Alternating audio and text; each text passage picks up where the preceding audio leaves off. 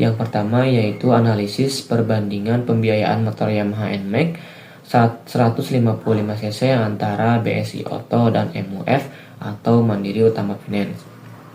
Dengan diajukannya tugas ini adalah untuk memenuhi tugas mata kuliah Praktika Matematika Keuangan dengan dosen pengampu Bapak Chandra Saipul Nugraha SHUT MM, yang dimana tugas ini disusun oleh kami yang terdiri dari Elsa Rahmawati, Ratih Jamilah, Siti Nur Fadilah Al-Wasliyah, Suci Dewi Aulia, dan saya sendiri Muhammad Ilham Gifari.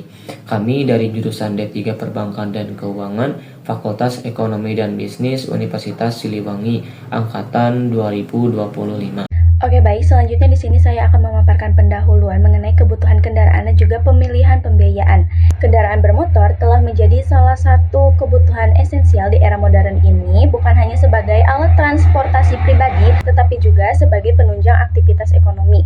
Tingginya permintaan ini mendorong masyarakat untuk mencari solusi pembiayaan yang mudah dan juga terjangkau. Banyak masyarakat memilih pembiayaan secara kredit melalui lembaga seperti MUF dan juga BSI Auto yang menawarkan kemudahan cicilan bulanan. Namun, penting juga untuk memahami bahwa kedua lembaga ini memiliki sistem dan juga kebijakan kredit yang berbeda, termasuk suku bunga, tenor, total pembiayaan, dan juga uang muka. Analisis perbandingan yang mendalam menjadi sangat penting untuk membantu konsumen menentukan pilihan pembiayaan yang paling efisien, menguntungkan, dan sesuai dengan kondisi keuangan mereka. Penelitian ini akan mengupas tuntas perbedaan tersebut. Nah, rumusan masalah yang akan kami bahas yang pertama yaitu bagaimana sistem pembiayaan kredit antara BSI Auto dan juga MUF. Yang kedua yaitu bagaimana perhitungan cicilan kredit yang diterapkan antara BSI Auto dan juga MUF. Yang ketiga yaitu lembaga mana yang secara objektif memberikan pembiayaan yang lebih ringan bagi konsumen. Selanjutnya yaitu memahami kredit dan lembaga pembiayaan. Nah, pengertian dari kredit sendiri yaitu berasal dari bahasa Latin credier yang berarti kepercayaan. Secara harfiah, kredit adalah penyerahan sejumlah uang secara sukarela oleh satu pihak kepada pihak yang lain untuk digunakan dengan kewajiban mengembalikan di kemudian hari. Seringkali disertai dengan bunga atau imbalan. Unsur-unsur penting dalam kredit meliputi kepercayaan, waktu, pengembalian, prestasi atau kemampuan membayar, dan risiko yang melekat. Lalu ada tujuan dan fungsi kredit. Tujuan utama pemberian kredit adalah untuk mensejahterakan masyarakat dan memajukan perekonomian. Kredit dapat bersifat konsumtif atau untuk memenuhi kebutuhan pribadi seperti pembelian kendaraan atau rumah. Juga produktif untuk peningkatan usaha atau investasi. Lalu fungsi kredit sangat vital sebagai sumber permodalan bagi dunia usaha dan diharapkan memberikan keuntungan bagi pemberi maupun penerima kredit. Lalu ada jenis-jenis kredit. Kredit dikategorikan berdasarkan beberapa aspek. Ada aspek kegunaan, yaitu kredit investasi untuk membangun usaha baru atau ekspansi, dan kredit modal kerja untuk operasional sehari-hari. Lalu berdasarkan tujuannya, ada produktif, konsumtif, dan perdagangan. Lalu ada jangka waktu. Nah, kredit jangka waktu pendek yaitu kurang dari 1 tahun, menengah jadi antara 1 sampai 5 tahun, dan panjang atau lebih dari 5 tahun. Jaminan kredit dengan jaminan menggunakan aset sebagai anggunan dan tanpa jaminan. Kredit kendaraan bermotor yang menjadi fokus analisis ini, termasuk dalam kategori customer finance atau pembiayaan konsumen, yaitu fasilitas kredit yang diberikan untuk pembelian barang dan jasa konsumsi. Selanjutnya yaitu lembaga pembiayaan. Nah, memilih lembaga pembiayaan yang tepat adalah kunci dalam pembelian kendaraan. Dua lembaga yang akan kita bandingkan yaitu adalah BSI Auto dan Mandiri Utama Finance atau MUF yang mewakili sistem syariah dan konvensional. BSI Auto atau Bank Syariah Indonesia Auto adalah unit pembiayaan syariah yang beroperasi dengan prinsip-prinsip Islam. Mekanisme utama yang mereka gunakan yaitu akad murabahah atau jual beli. Dalam akad ini, lembaga pembelian kendaraan dari dealer dan kemudian menjualnya kembali kepada konsumen dengan harga jual yang telah disepakati, ditambah margin keuntungan yang transparan. Pendekatan ini memberikan kepastian total harga sejak awal dan cicilan yang tetap tanpa adanya unsur spekulatif karena tidak menggunakan suku bunga. Konsumen mengetahui secara pasti berapa total yang harus dibayar hingga lunas, menjadikannya pilihan yang menarik bagi mereka yang mencari pembiayaan sesuai syariah. Lalu ada pembiayaan lainnya yaitu Mandiri Utama Finance atau MUF. Nah, ini merupakan lembaga pembiayaan konvensional yang menyediakan fasilitas kredit dengan sistem bunga. MUF adalah anak perusahaan terkemuka dari PT Bank Mandiri Persero Tbk, salah satu bank terbesar di Indonesia. Pembayaran cicilan di MUF umumnya dilakukan melalui skema anuitas biasa, di mana porsi bunga dihitung berdasarkan sisa pokok pinjaman yang belum terbayar. Ini berarti pada awal masa cicilan, porsi bunga cenderung lebih besar, dan seiring waktu, porsi pokok pinjaman akan meningkat. MUF menawarkan berbagai pilihan tenor dan skema pembayaran yang fleksibel sesuai kebutuhan konsumen. Selanjutnya di sini ada konsep matematika keuangan dalam kredit. Nah, memahami konsep dasar matematika keuangan itu sangat penting untuk mengevaluasi penawaran kredit. Dan ini juga membantu konsumen, membantu masyarakat untuk dalam menghitung dan juga membandingkan total biaya secara kredit. Yang pertama ada pokok pinjaman. Pokok pinjaman ini adalah jumlah uang muka yang dipinjamkan atau dibiayai oleh lembaga keuangan. Ini adalah dasar perhitungan cicilan dan margin atau bunga. Nah, selanjutnya ada bunga dan margin, yaitu biaya tambahan yang dikenakan atas pinjaman. Bunga pada sistem konvensional dan margin keuntungan pada sistem syariah. Nah, selanjutnya ada tenor. Tenor adalah jangka waktu yang disepakati untuk pelunasan pinjaman, biasanya dalam bulanan atau tahunan. Semakin panjang tenor, semakin kecil angsuran bulanan, namun total pembayaran bisa jauh lebih besar. Selanjutnya, nilai waktu uang. Konsep fundamental bahwa nilai uang saat ini akan jauh lebih berharga dibanding jumlah uang yang sama di masa depan karena potensi pendapatan bunga dan inflasi. Nah, yang terakhir ada angsuran bulanan. Angsuran bulanan ini yaitu pembayaran tetap yang dilakukan secara berkala setiap bulannya. Umumnya terdiri dari porsi pokok pinjaman dan bunga atau margin. Nah, jadi konsep-konsep ini adalah kunci untuk menghitung besar cicilan, total bunga atau margin, dan juga besar pembayaran selama masa tenor. Faktor penentu angsuran dan indikator keuntungan. Faktor yang mempengaruhi besaran angsuran terbagi menjadi beberapa bagian. Yang pertama yaitu harga kendaraan atau harga OTR, yaitu harga on the road adalah dasar utama perhitungan pembiayaan. Lalu yang kedua uang muka atau down payment atau yang sering kita singkat DP. Semakin besar DP, semakin kecil pokok pinjaman dan cenderung mengurangi angsuran bulanan serta total bunga. Lalu yang ketiga suku bunga atau margin keuntungan.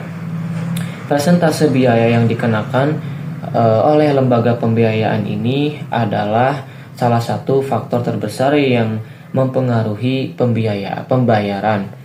Lalu yang keempat adalah tenor atau jangka waktu kredit. Durasi pelunasan, tenor yang lebih panjang akan mengurangi angsuran bulanan, tetapi bisa meningkatkan total bunga. Lalu yang kelima atau yang terakhir yaitu biaya administrasi, asuransi, dan provisi.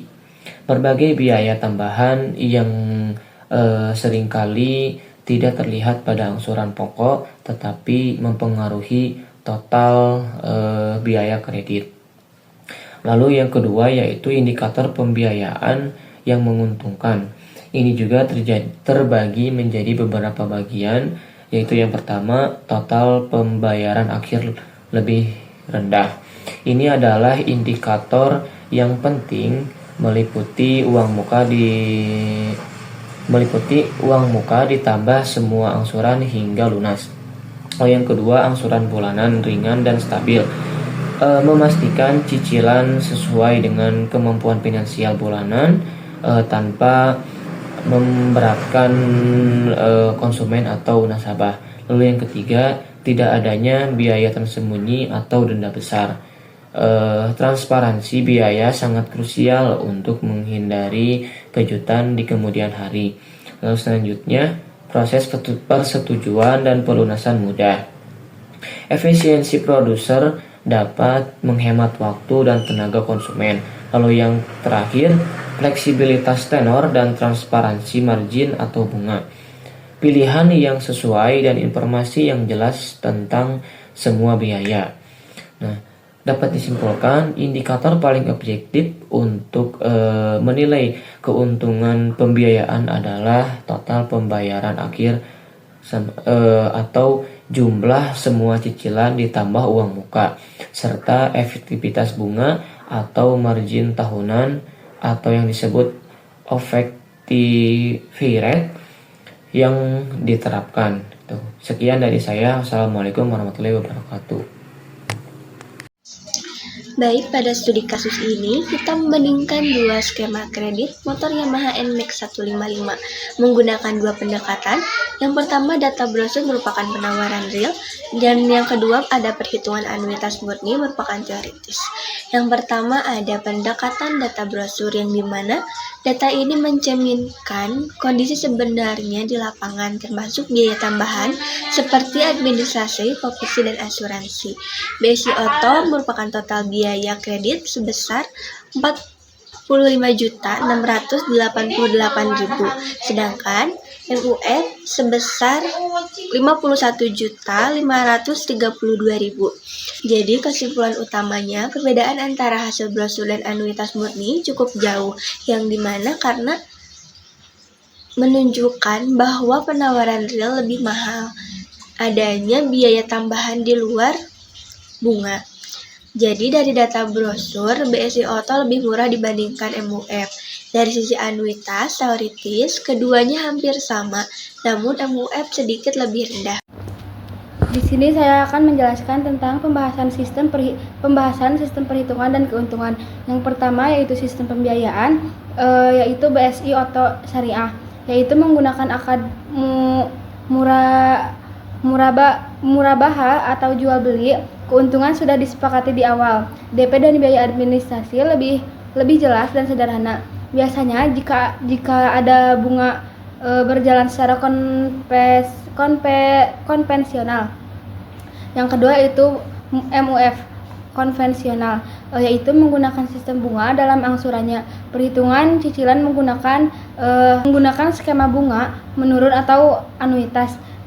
Anuitas di awal terlihat biasanya biaya administrasi rendah, tapi total akhir sering lebih besar. Ada kemungkinan perubahan biaya secara periode kredit. Yang kedua yaitu perhitungan cicilan.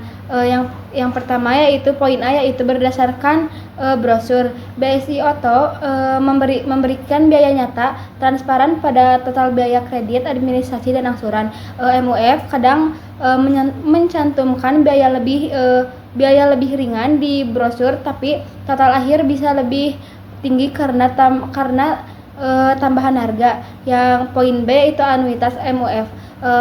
Pokok ditambah bunga dihitung ulang setiap bulan. Awal cicilan ringan, tetapi di akhir total pembayaran bisa lebih besar. Yang ketiga itu lembaga yang menawarkan pembayaran paling ringan.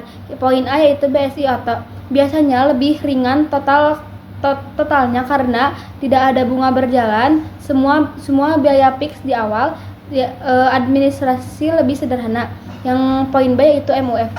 Cicilan bulanan di brosur terlihat ringan, tapi total akhir sering lebih besar, ada biaya tambahan yang mungkin tidak langsung terlihat. Dan di sini juga saya menjelaskan tentang kesimpulan dan saran. Yang pertama yaitu kesimpulan. BSI Auto dan MUF sama-sama memiliki keunggulan, tetapi berbeda sistem. Total kredit BSI Auto umumnya lebih ringan karena syariah, menggunakan sistem margin fix. Yang pertama yaitu kesimpulan. BSI Auto dan MUF sama-sama memiliki keunggulan, tetapi berbeda sistem. Total kredit BSI Auto umumnya lebih ringan karena syariah, menggunakan sistem margin fix. MUF mempunyai administrasi awal kecil, tetapi total akhir lebih besar karena bunga. Konsumen harus melihat total biaya keseluruhan, bukan hanya DP atau angsuran awal. Yang kedua yaitu saran untuk konsumen. Poin A yaitu teruntuk prioritas, pilih syariah bila ingin biaya fix dan transparan. Pilih konvensional bila fokus pada angsuran bulanan awal yang ringan. Yang poin B itu periksa semua biaya. Jangan hanya lihat cicilan bulanan, perhatikan juga biaya admin, biaya tambahan, dan total kredit. Yang poin C yaitu bandingkan secara menyeluruh. Cocokkan kebutuhan dengan kemampuan bayar. Yang ketiga yaitu saran untuk perusahaan kredit. Berikan informasi lebih jelas pada konsumen, tampilkan simulasi cicilan lengkap dan transparan, berikan promo yang wajar dan tidak menyesatkan. Sekian dari saya. Wassalamualaikum warahmatullahi wabarakatuh.